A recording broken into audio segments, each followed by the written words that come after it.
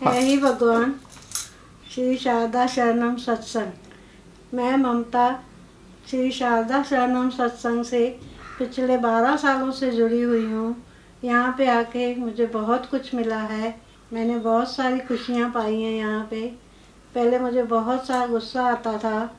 मैं ज़रा ज़रा सी बात से सबसे रूठ जाती थी, लेकिन धीमा भगवान के वचन सुनकर गुस्सा आए तो पानी पीना चाहिए, गुस्से पे कंट्रोल करना चाहिए, वो वचन सुन सुन के मुझ में इतनी सारी चेंज आई है कि अब मैं गुस्से पे कंट्रोल कर पाती हूँ। मुझे अब गुस्सा नहीं आता।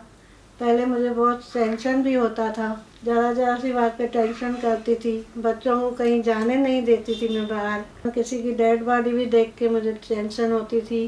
धीमा भगवान के जैसे जैसे सत्संग सुन रही हूँ 12 साल से, मुझे बहुत चेंज आई है मुझ में।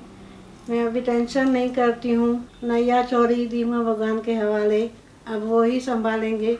जब तक यहाँ मैं जिंदा हूँ बस इस सत्संग में आती रहूँगी। धीमा भगवान का ठप्पा श्री शारदा शरणम मेरे साथ रहेगा ही। जब तक जिंदा हूँ मैं यहाँ आती रहूँगी, इस दौर को छोड़ूंगी नहीं कभी भी। है ही भगवान।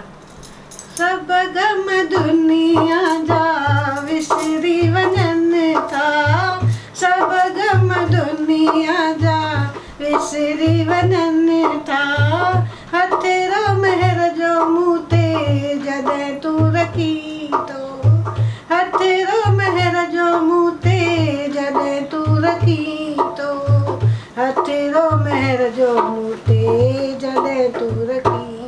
मूंखे लाल लाल चए थो धीमा ॾाढो वणे थो, मूंखे लाल लाल चए थो गुरू ॾाढो वणे थो, मूंखे लाल लाल चए थो गुरू ॾाढो वणे थो, मूंखे लाल लाल चए थो धीमा ॾाढो वणे थो। अहिड़ो तुंहिंजे ज्ञान जो असर थी वियो आहे, मनेरो मुंहिंजो तोसां जुड़जी वियो आहे। अहिड़ो तुंहिंजे ज्ञान जो असर थी वियो आहे, मनेरो मुंहिंजो तोसां जुड़जी वियो आहे। महर जी नज़र गुरूअ अहिड़ी कई आहे, महर जी नज़र गुरूअ अहिड़ी कई आहे।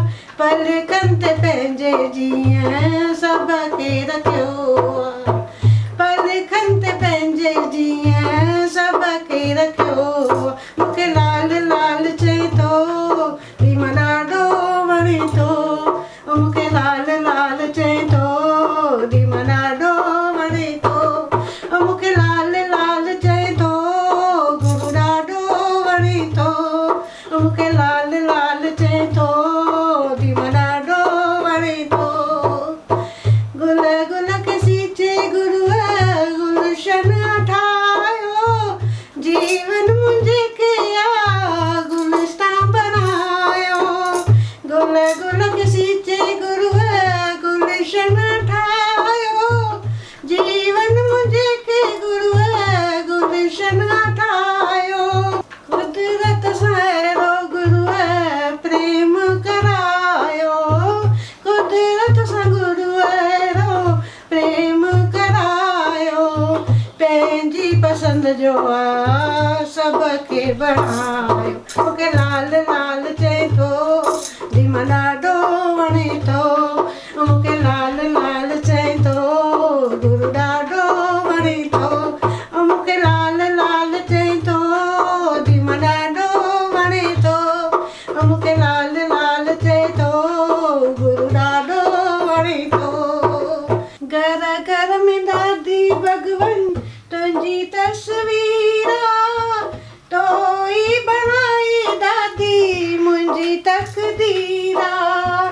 घर घर में दादी भगवन तुंहिंजी तस्वीर आहे, तो ई बणाई दादी मुंहिंजी तकदीर आहे। तो सां त आहिनि मुंहिंजा रिश्ता ई रूह जा, तो सां त आहिनि मुंहिंजा रिश्ता ई रूह जा, तो सां त आहिनि मुंहिंजा रिश्ता ई रूह। मूंखे लाल लाल चए थो दिमना ॾाढो वणे थो मूंखे लाल लाल चए थो गुरू ॾाढो वणे थो मूंखे लाल लाल चए थो गुरू ॾाढो वणे थो मूंखे लाल लाल चए थो दिमना ॾाढो वणे थो सभु ग़म दुनिया जा विसरी वञनि था सभु ग़म दुनिया जा